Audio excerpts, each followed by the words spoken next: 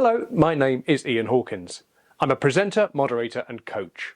If you don't know me, you might wonder why people hire me to host their event. And there are two reasons. Number one, I'm really easy to work with.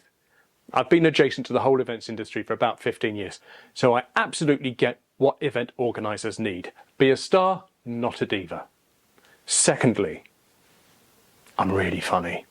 Now, I know, claiming to be funny is a bit like claiming to be sexy. It's in the eye of the beholder. In fact, Jimmy Carr once said, "If you think I'm not funny, you're right." But being funny is one of the most important tools in my kit.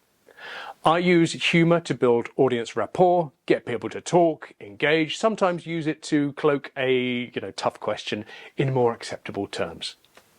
I was talking to a friend about how I should market myself as a presenter, and she said, "Ian, lead with the fact you're funny. It will put off as many people as it attracts, but it will attract the right kind of client for you."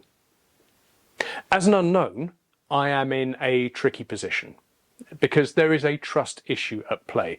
There is always a trust issue at play when you book a presenter, especially if it's a presenter who tells you they are funny. Because when you hear the word funny, you think, oh, is he going to take the mickey out of the event or the guests or the sponsor? I get it.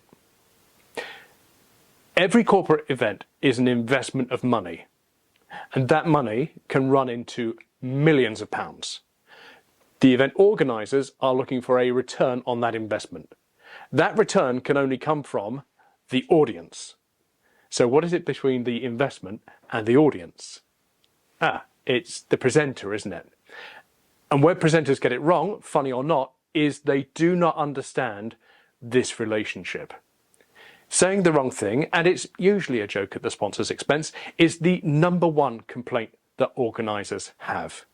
Now, it is a live event, and live events always have an element of the unknown. But when you realise what your position is, and you respect it, and you put it front and centre, you don't throw away the primary function of an event for the sake of a cheap laugh. And if you can't help yourself, don't take the job. It's as simple as that. With the budgets involved, it's really important to get the messages of the event over to the audience. I think there is a sense that if you hire a funny presenter, they will make it about themselves and not about the messages. But the message has to be the most important thing on the stage. So here's my personal rule that I never break. I do not say anything that is not true. I don't. I'm much more comfortable with an audience thinking I'm not funny than I am with an audience thinking I'm a liar. The misconception, I think, is that funny people will chase the laugh at the expense of everything else. Let me give you an example. I love to host a quiz. They're a lot of fun, there's good banter, and something funny always springs up. They're always different. But there is still a right and a wrong answer to every question. It's the same with a conference. Whatever else happens, the truth of the message we're trying to get across is the important thing. Humour is not there to eclipse the message, humour is there to serve the message. I think this is really important. I've done events around the UK, Europe and the United States, and I've managed to get laughs out of every single audience.